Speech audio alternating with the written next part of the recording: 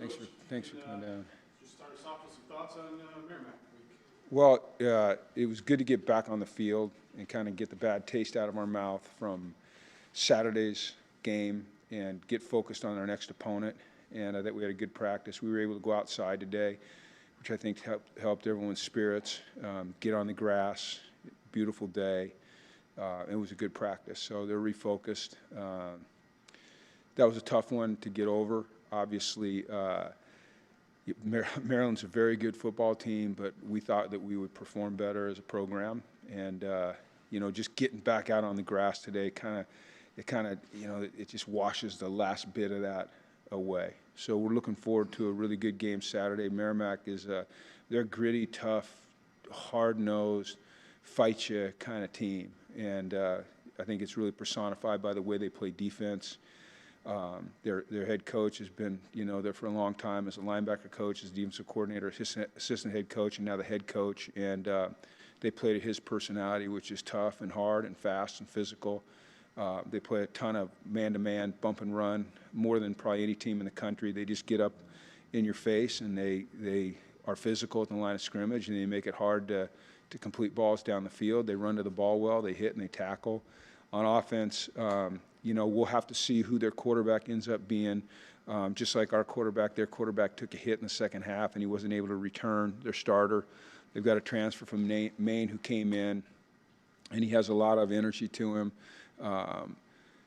He came in late, and they were down, less than ideal situations. But if he's the guy and he has to his start, then I'm sure he'll get a lot of work and practice, and I'm sure he'll be excited to play. So I know our guys will be, and we have a lot that we need to get accomplished this week in practice to get ready to play a good game on Saturday.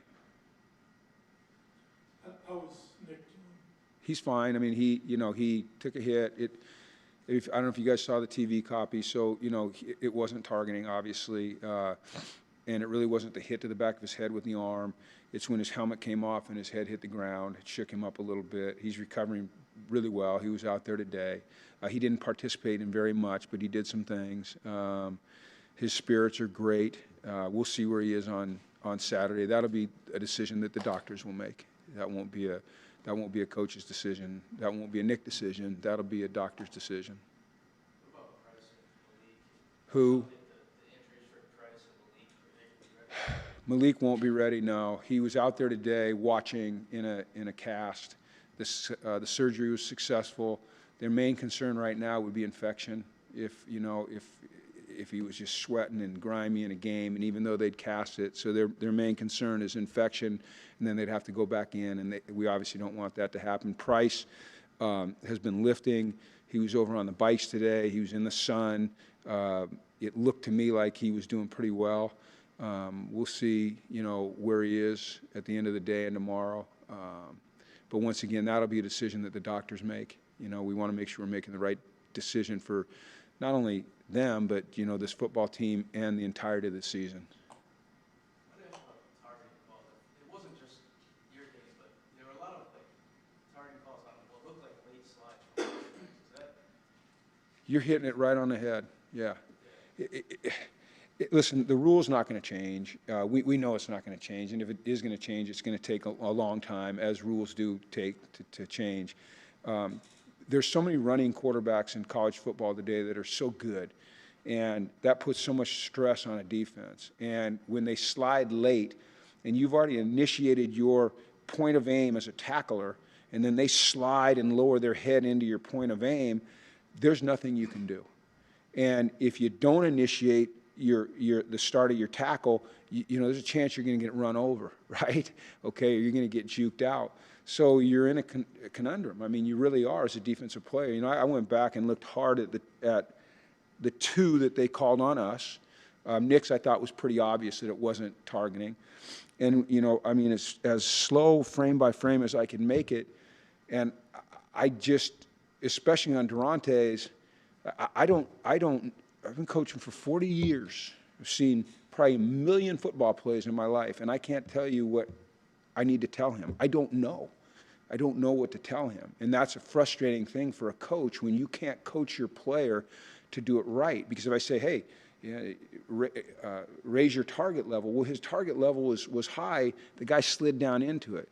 When I say if he starts to slide, pull up. Well, he didn't start to slide until the defender had initiated, you know, his projected contact into the quarterback. So it's very frustrating. But I think they have to throw the flag, and they have to take a look at it. I believe, and I hope that I'm right, that the people that are in the replay booth are looking for a reason not to call targeting rather than a reason to call targeting, that they're taking into effect or factoring in the late slide, that they're factoring in that the defender has already started his decision to make contact. And if they do that, then I think we got a chance. You know, I also know this, they're always going to err on the side of player safety, and that's the, you know, coming down from the top. So it's frustrating, but it's what it is. So we have to do the best we can. You know, I think that when it's a quarterback that's running, you know, you have to, if you're going to tell your defenders anything, it's that you're not going to get a big hit, right? Make sure you get yourself positioned so you don't take a big hit, because Maryland's quarterback was about 6'4", 220 something, right? And he's going against a corner who's, you know, 5'11", 190, you know, so it's not like the old days where you think the quarterback's the frail guy. These quarterbacks in college are not colleges, they're not frail guys anymore. So it's really difficult, you know, and I'm sure that I'm not the only coach that's frustrated. I think one of the things that probably would be frustrating to us as coaches is who's making the decisions. Like, who's deciding how we're going to enforce targeting? You know, are these football coaches? Are these football people? Are these people that have played the game? Have they been in that situation? Do they understand the speed of the game? That it happens like this, that it's not slow motion. And, you know, that's my frustration. I would assume, maybe wrongly, but I would assume that's the frustration of most football coaches in the country. Do you coach your quarterbacks not to slide late, or is that an individual decision by the player? You coach them to take care of their body. Now, it's a split-second decision. You know, like we always say, hey, get down or get out of bounds, right? But to say, listen, slide it, you know, 3 yards before you get to the defender, I don't know that you can realistically do that, just because they're coming from all angles, right? And the speed of the play and what you see. So, you know, our general rule is get down or get out of bounds, you know. Steve Young, who I was fortunate to coach, Steve Young did not slide. Steve Young dove. And Mike Vick did not slide. Mike Vick dove. And Mike Vick and Steve Young dove instead of slid because they knew that they were protecting their head. And if you recall, when they played, targeting wasn't a big deal, right? I mean, I don't even know if there's a penalty for it, okay? But they dove to protect their head because they felt they could get under the contact, all right? And the contact would maybe hit their back. You'd never see them slide. So maybe there should be a rule you can't slide, you know? Maybe you have to dive, okay? And then people say, well, then you're leading with your head. Yeah, but your head's this far off the ground rather than this far off the ground getting hit by a shoulder pad. So I don't know. There's a solution in there somewhere. I'm not the guy that has it. I'm not, you know, me complaining about it is not going to change it. Us trying to work through it is the thing that's, you know, most constructive for our football team.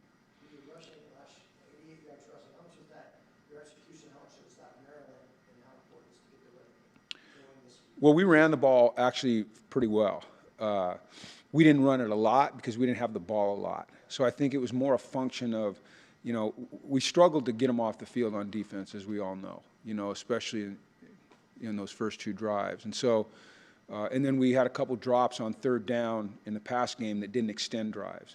So what you'll see out of our offense is, you know, balance, when we can be balanced, and we have to extend drives, and we have to get our offense the ball more so that they can run the ball more. But in terms of our ability to run the ball, we ran it against a front that was really, I mean, that's a really good defensive football team, Maryland. You know, they were top 40 in every category last year in the country. We ran it better than the statistics would indicate, but we need to run it more, and we need to run it better. Yeah. You mentioned a few times that your defense might take some time or will get better as the season goes on. Were guys just out of sync with each other? Is that why? I mean, it wasn't a very good performance. No, it wasn't a very good performance at all. It was a very disappointing performance. I think, you know, I'd be really honest and frank with you and transparent, is it's tough to replicate the speed that you're going to see on game day when you're going against a scout team offense. Therefore, sometimes an angle to the ball that is successful in practice is not going to be successful in a game. And what happened many, many times is our angles were a little too wide, and we couldn't recover back inside to make a tackle. There's a couple times where, we got outran because we took a poor angle. So it's refining points of aim, and it's understanding, immediately that the speed during a game, especially against a team like Maryland, who's talented, is going to be different than it is in practice against a service team. That's typically your younger guys, your walk-on guys, your developmental guys. It's no negative towards your service team. It's just a fact of life. So we have to do better there. We did not tackle well. We didn't bring our feet on contact. We had way too many of the shoulder tackles. I'm sure my dad was watching it, pitching a fit, because when you tackle, you open up your chest and you wrap. That's how you tackle. You don't do this. I haven't called him because I'm afraid of what he's going to say to me, to be honest with you. And in terms of our ability to try to be violent, we were trying to be violent. Guys were throwing their bodies around. So it's taking better angles. It's understanding the speed of the game. It's wrapping on contact. It's running our feet through contact. Those are the things that we have to do better to perform better. It's not that we were out of position in terms of missed assignments. It's just we have to be more precise in our execution. And I don't ever want to use the excuse that it's going to take us a while to learn this. We've had a lot of practice. We've had a lot of snaps, and we've got to make improvement now.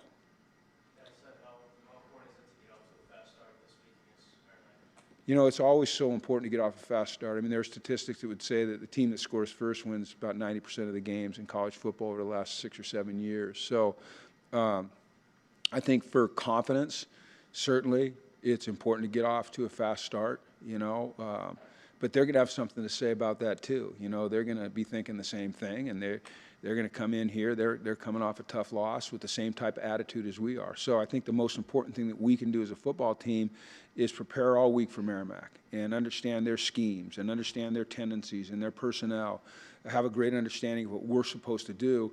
But on Saturday, go out and say, hey, we have a standard. All right, we have a way we do things, and we're going to play to that standard. And we're going to play the way we play. And regardless of how it starts, it's just continue to just push and push and push and push and try to be better every time we put our hand in the dirt to play the next play. Darrell Robinson was your leading rusher, 34 yards. He did have a 15-yarder. What did he do well against Maryland, better than your other backs? And what does he bring to the table? What do you expect from him over the course of the year, including catching passes? Well, I think that he'll be in the rotation with those other guys. I mean, the first run of the game, Cam ripped off a 16-yarder. I thought Cam played really, really well. I think he's tough, physical. He understands what to do. And I'm not trying to avoid your question. Darrell, you want to have some depth, right? We want to be able to play Cam. We want to get Victor more carries. We want, Jaden Mel to go in there because he brings us a little bit different element, the speed and the quickness. And then Darrell he's still a young player, but he's a powerful guy who is multi-talented, and he does have some burst. And I think you talking about the run that he made late. You get a team and it's later in a game, and if you're wearing a team out a little bit, he's a guy that can come in with some fresh legs and pop one for you.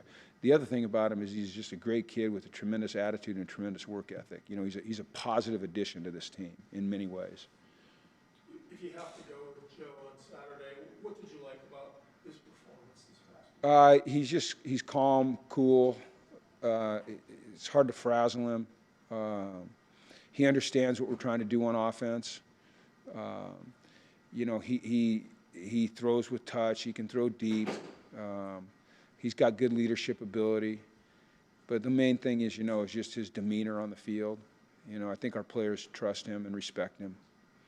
And he'll make good decisions and protect the ball. And those are, we've talked about that before, I think a couple weeks ago. What are the most important qualities? You look for, somebody asked that question. It's taking care of the football and making good decisions. So he'll do that if he has to play. And, Tucker will play if he has to play, and Cole will play if he has to play, and they'll all do the best they can. So. Go ahead, follow up. It's easy to pick out the negative stuff from a game when it's that lopsided, but what did you see that you liked? I mean, was it wide receivers getting open here and there, making some impact plays? I did like the way that we got open. Obviously, Skylar, made an impression. Even though Easy dropped a couple balls, he was able to get open deep once, and he didn't come up with a catch. And on that curl, he was able to get open. I like the way our offensive line played. I think they did a good job in the run game, and I think they did a really good job in protection. I like that, I didn't feel us slump our shoulders at any time as a football team, as tough as it was, it was hard as it was going, as poorly as it was going in that game. And I guess, you're always anxious to see how a team's going to come back from a game like that. And so, I like the way they responded on Saturday, or I'm sorry, on Sunday and on Monday and today. And, that's what I expect from them. But there's some positives in there, and you got to find enough success, right, as you're trying to build, that it creates, the belief that you can attain success. And I feel like our players still believe that. Listen, Maryland is a really good football team, and that does not excuse us at all for getting beat 50-7. But there were some good things, just not enough, and not on a consistent basis. I meant to ask you this last week, but the new rules with the helmet communication. Yeah. How do you like that? How did it work? And who is the defensive player? Okay, I like it a lot. It's something that I've obviously been accustomed to using in my career. I think it's a real benefit to the game for everybody. On defense, we move that helmet around a little bit depending on who's in the game. So it takes, some work on the sidelines to get it on the right guy. Sometimes it's Coach Brock talking to the middle linebacker. Sometimes it's Dalton talking to, a safety. So we kind of move it around a little bit. The other thing that I really like is the video on the sideline. It's different than the NFL. You see the tablet. The NFL does not have access to video. We have access to video. So after every series, you get to watch the sideline copy of the play from your video guy. You get to watch the end zone copy of the play from your video guy, and then they put the TV feed in as well. And so you're able to watch every play. You could really watch it right after the play, but you'd have to get it plugged back in to get the next play. But every series, you get a great look at what happened. And it's really good for our players in terms of making adjustments. Sometimes things are happening so fast out there that, they don't exactly know what happened on a particular play. So when they can go back and review it and see it, and you can talk them through it on the sideline, it's easier to make adjustments. Now, you're not allowed to show the officials the replay. I asked the guy one time, I said, I know I can't show it to you, but can I tell you what I saw? So. That 2-minute timeout uses that one too, but is that going to happen in college games too? I believe it is, yeah. I think the rules that they changed, I think not stopping the clock after a first down, unless it's within 2 minutes of the end of the half in the game, I think that's a positive. I think it keeps the pace of play going. The 2-minute, we always call it the 2-minute warning, but it's called a 2-minute timeout in college football. I like that. It puts more emphasis on game management, which is something that I love about the game, is the end of the half, the end of the game, how you're going to manage the time and timeouts and, try to gain a possession or get a team off the field or operate in a 2-minute. So, yeah, I think those are positive additions. I think right now for me, the only rule that I struggle with is the targeting rule, and I think it's probably always going to be that way, because you're balancing player safety with the actuality of what happens on the field. Jim, you said you didn't think the players dropped their shoulders or anything, but right after the game, you did mention body language that you didn't like and the effort that you didn't like. Have you looked through things differently since then, or Yeah. was your initial reaction right? There wasn't quite the effort you needed or body language? When I was saying body language, if I was more clear, I would have meant on the sideline. I didn't feel like our sideline demeanor was what it needed to be.